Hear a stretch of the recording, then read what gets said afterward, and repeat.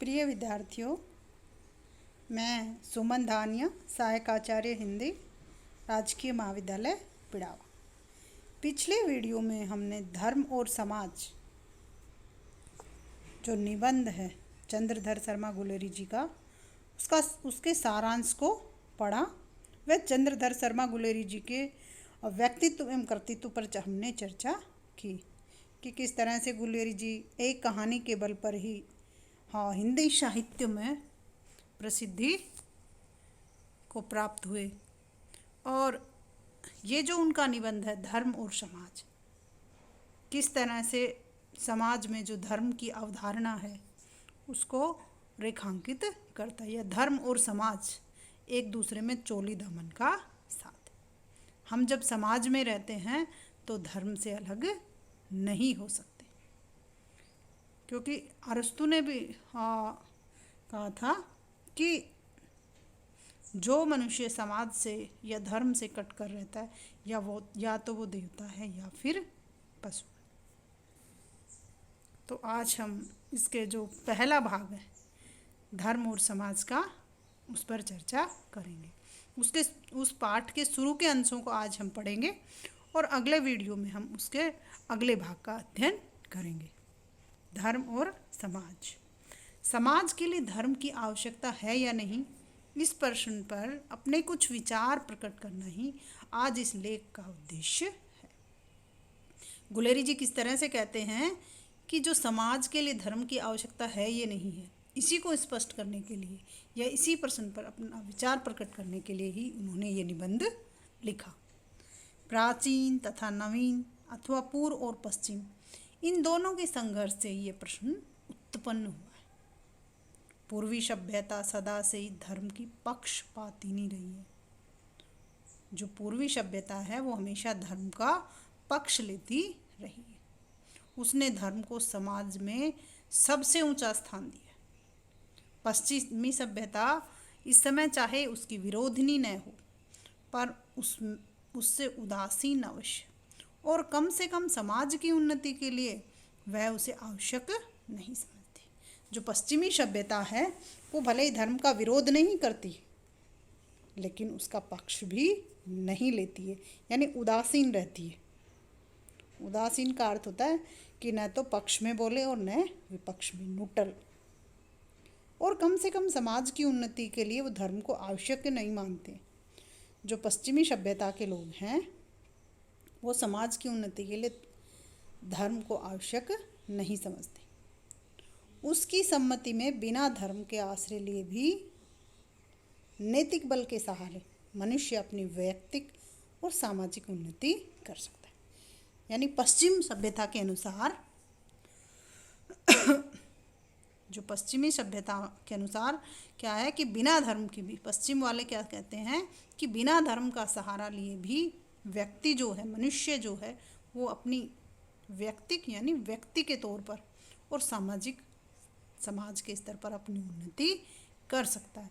यानी स्वयं की नैतिकता के बल पर भी मनुष्य अपनी उन्नति कर सकता है। और जब मनुष्य की उन्नति होगी तो एक एक मनुष्य को जोड़ने पर ही समाज बनता है, घर बनता है, परिवार बनता है।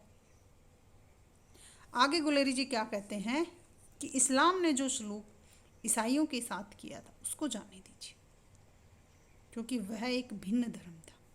वो हमारा हिंदू धर्म नहीं था। इस्लाम ने किस तरह से ईसाइयों के साथ सलूक किया वो अलग बात है। ईसाई धर्म की ही दो शाखाओं ने, जिनका नाम है एक कैथोलिक और एक प्रोटेस्टेंट है, एक दूसरे के साथ जैसे जैसे अत्याचार और अमानुषिक अर्थ है कि जो पार्श्विक पशुओं के करने लायक ऐसा काम, बर्ताव की, यानी ये जो शाखाएं ईसाई धर्म की दो, उन दोनों में ही इस तरह से टकराव हुए कि उन्होंने एक दूसरे पर ही पशुओं के समान अत्याचार किया। एक दूसरे से वो पशुओं की तरह बर्ताव करते थे। उन पर अब तक यूरोप का इतिहास रुधिर के आंसू बहा रहा है। आज भी जो यूरोप के इतिहास में ऐसा लगता है कि वो इस घटनाओं को याद करके और खून के आंसू रो रहा है। इसलिए अब इस सभ्यता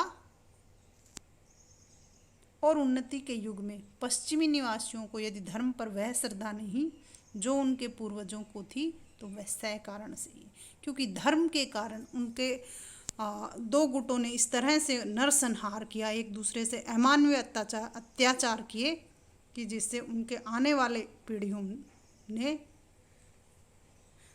जो उनकी आने वाली पीढ़ियाँ थी, उनकी धर्म से आस्था ही जैसे उठ गई।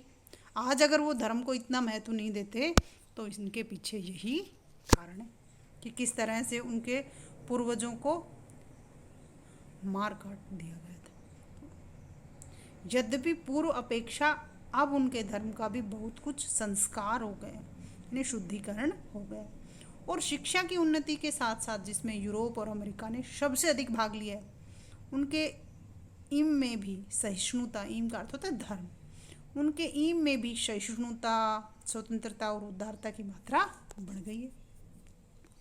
यद्यपि धर्मवाद के परिणाम स्वरूप जो कड़वे फल उनको चखने पड़े हैं, उन्होंने उनको धर्म की सीमा नियत कर देने के लिए बाधित किया। यानी धर्मवाद के परिणाम स्वरूप जो पीछे जो दंगे उपद्रव हुए, उनकी वजह से उनको किस तरह से कड़वे फल चखने, किस तरह से दुर्घटनाएं या बुरे दृश्य, बुरी यादें उनके से जुड़ी हुई हैं।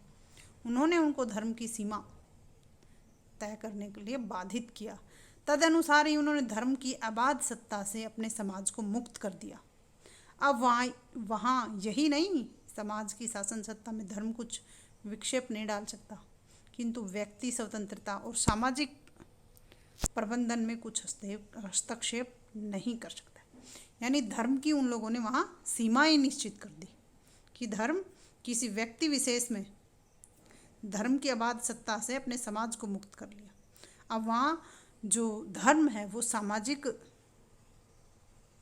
जो है बंधन, यानी समाज पर दबाव नहीं बनाया जा सकता। धर्म के नाम पर वहाँ न किसी व्यक्ति पर दबाव बनाया जा सकता है और न ही समाज पर बनाया जा सकता है। यानी वहाँ जो धर्म है वो इस तरह से कह सकते हैं कि ऐसे हो गया कि जिसको अपने मन से मानना है वो माने और ना मानना है वो न भी। वहाँ किसी को बाधित नहीं किया जा सकता कि आप इस तरह से पूजा पाठ ही करेंगे, इस तरह से इस धर्म को माने। और बहुत सी बातों के समान धर्म भी एक व्यक्तिगत बात मानी जाती है। जिसका जी चाहे किसी धर्म को माने, न चाहे न माने। मानने वालों से कोई विशेष स्वत्व पैदा नहीं होता और न मानने से कोई हानि नहीं पैदा। पश्चिम में क्या हो गया है कि अगर वो धर्म को माने, उनकी मन की मर्जी है, अगर वो चाहें तो धर्म को माने और न चाहें तो न माने। अगर मानते हैं तो भी कुछ विशेष उनको ऐसे नहीं है कि महत्व दिया जाता है, और नहीं मानने तो उनको कोई हानि नहीं होती हमको। लेकिन हमारी भारतीय संस्कृति में क्या बताते हैं गुलेरी जी कि हमको केवल अपने पूजा पाठ या संस्कारों में ही धर्म की आवश्यकता नहीं है, किंतु हमारा हर काम, चाहे वह सामाजिक हो या व्यक्तिगत, धर्म के बंधन से जकड़ा हुआ है।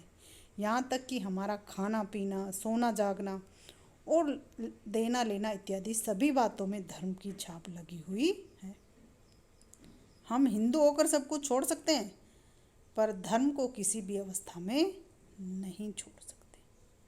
हमारे पूर्वज धर्म को ही अपना जीवन सर्वस्व मानते थे और यही उपदेश शास्त्रों में भी वे हमको कर गए। किस तरह से गुलेरी जी कहते हैं कि पश्चिम में तो ये है कि व्यक्ति चाहे तो धर्म को माने या न माने, लेकिन हमारी भारतीय संस्कृति में, हमारी रगों में इस तरह से धर्म समाया हुआ है कि हम धर्म से जुदा होकर इस समाज में रह ही नहीं सकते। हमारे खान पान में धर्म, हमारे रहन सहन में, हर चीज़ में धर्म की छाप लगी हुई है। किस तरह से कि ब्रह्म मुहूर्त में उठना चाहिए, लेकिन ये सब चीज़ें बहुत अच्छी भी हैं। और किस तरह से गुलेरी जी कहते हैं कि हम हिंदू होकर तो सब कुछ छोड़ सकते हैं, पर धर्म को किसी भी अवस्था में नहीं छोड़ सकते। हमारी भारतीय संस्कृति में भले ही हम हिंदू हो, मुस्लिम हो, सिख हो, ईसाई हो, हम सब अपने धर्म से पूरी तरह से जुड़े हुए हैं और हम धर्म के बिना अपने जीवन की कल्पना भी नहीं कर सकते। हम यहाँ पर कह देना चाहते हैं कि मत या संप्रदाय के अर्थ में धर्म शब्द का प्रयोग हमने अधिकतर किनसे सीखा? विदेशियों से ही सीखा है। जब विदेशी भाषाओं के मजहब सीजन शब्द यहाँ प्रचलित हुए तब भूल से या फिर होड़ से, स्पर्धा से हम उनके साथ में धर्म शब्द का प्रयोग करने लगे। परंतु जो हमारे जो प्राचीन ग्रंथ हैं जो विदेशियों के आने से पूर्व रचे गए थे, पर भी धर्म शब्द मत, विश्वास या संप्रदाय के अर्थ में प्रयुक्त नहीं हुआ है। देखिए आप कितने विशेष बात है कि हमारे जो धर्म ग्रंथ हैं, जो हमारे प्राचीन जो ग्रंथ हैं जो विदेशियों के आने से पहले लिखे गए थे, वहाँ पर धर्म जो शब्द है उसका जो मत, विश्वास या संप्रदाय के अर्थ में प्रयुक्त नहीं है, प्रत्युत उसमें सर्प, स्वभाव और कर्तव्य, इन दो ही अर्थों में इसका प्रयोग हुआ है। यानी धर्म का शब्द वहाँ कर्तव्य से लिया गया है। प्रत्येक पदार्थ में उसकी जो सत्ता है उसको स्वभाव भी कहते हैं। यानी धर्म का शब्द पहले किस अर्थ में आता था? जो विदेशियों के आने से पहले जो हमारे प्राचीन ग्रंथ हैं उनमें धर्म का शब्द स्वभाव और कर्तव्य से था, वही उसका धर्म है। जैसे वृक्ष का धर्म और पशु का धर्म पशुता कहलाती है, ऐसे ही मनुष्य का धर्म मनुष्यता है। वह किस वस्तु पर अवलंबित है, आधारित है, इसमें किसी का मतभेद नहीं हो सकता। मनुष्यता का है बुद्धि है। बुद्धि की दो शाखाएं, एक कल्पना शक्ति और दूसरी विचार शक्ति। कल्पना शक्ति सोहात्मक है, सोहात्मक का अर्थ है सरल है, और विचार शक्ति निर्णयात्मक है। जो हमारी दूसरी बुद्धि है, या इस तरह से कह सकते हैं कल्पना शक्ति जो है वो हमारे मन से संबंधित है, और विचार जो बुद्धि है, जो विचार शक्ति है, वो हमें निर्णय लेने में सहयोग देती है। बिना संदेह के किसी बात का निर्णय नहीं हो सकता। अतएव अपनी कल्पना शक्ति में संदेह उठाकर पुनः विचार शक्ति से उसका निर्णय करने में समर्थ है, वही मनुष्य। यानी किस तरह से यहाँ बुद्धि की जो दो शाखाएं बताई हैं, एक तो कल्पना शक्ति जो सोहात्मक या संदेहात्मक भी कह सकते हैं। कल्पना जो शक्ति है वो किसी भी काम के लिए पहले संदेह उपस्थित करेगी कि ये काम इस तरह से हो सकता है, नहीं हो सकता, ये इस तरह से कैसे हो गया, ये होगा। तो इस तरह से जब हम कल्पनाएं करेंगे तभी हम निर्णय ले पाएंगे, क्योंकि बिना संदेह के, बिना उसके निर्णय नहीं कर पाएंगे। और जो कल्पना शक्ति में संदेह उठाकर और पुनः विचार शक्ति से निर्णय ले लेता है, वही मनुष्य। संसार में सिवाय असभ्य वन्य लोगों के और कोई ऐसा मृत्य होगा जिसको ऐसे धर्म की आवश्यकता न होगी जो उसको मनुष्य बनाता है। अब किस तरह से गुलेरी जी कह रहे हैं कि इस संसार में जो जंगलों में रहते हैं असभ्य हैं, जो सभ्य नहीं हुए, और वन्य लोग वनों में जो रहते हैं उनमें ऐसा ही कोई मनुष्य, उनको छोड़ दें तो संसार में ऐसा ही कोई ही होगा कि जिसको धर्म की आवश्यकता नहीं हो और बिना धर्म के भी जो मनुष्य बन जाए। आगे गुलेरी जी कहते हैं कि यह तो हुआ सामान्य धर्म, ये जो अभी बताया कि यह तो सामान्य धर्म की बातें रही। अब रहा विशेष धर्म, इसी का दूसरा नाम कर्तव्य भी। पहले धर्म का अर्थ क्या बताया? स्वभाव। तो धर्म का अर्थ स्वभाव बताना ही क्या था? सामान्य अर्थ था कि जैसे मन पशु में अगर पशुता नहीं होगी तो वो कैसा पशु। कहते हैं ना, अगर कुत्ते में कुत्तापन नहीं हो तो वो कुत्ता नहीं हो सकता है। इसी तरह से मनुष्य में अगर मनुष्यता नहीं है तो वो मनुष्य नहीं है। आगे इसके विशेष अर्थ में बताते हैं गुलेरी जी कि धर्म का जो विशेष अर्थ है वो कर्तव्य, उसका दूसरा नाम क्या है? कर्तव्य। चाहे किसी भी दशा में हो उसका कुछ ना कुछ कर्तव्य होता है। यदि राजा राजधर्म का, प्रजा धर्म का, स्वामी प्रभु धर्म का, सेवक सेवा धर्म का, पिता पितृधर्म का तथा पुत्र पुत्र धर्म का, पति धर्म का, स्त्री धर्म का, गृहस्थ गृहस्थ धर्म का और यति यति धर्म का साधन न करे, फिर संसार में न कोई मर्यादा रहेगी न कोई व्यवस्था रहेगी।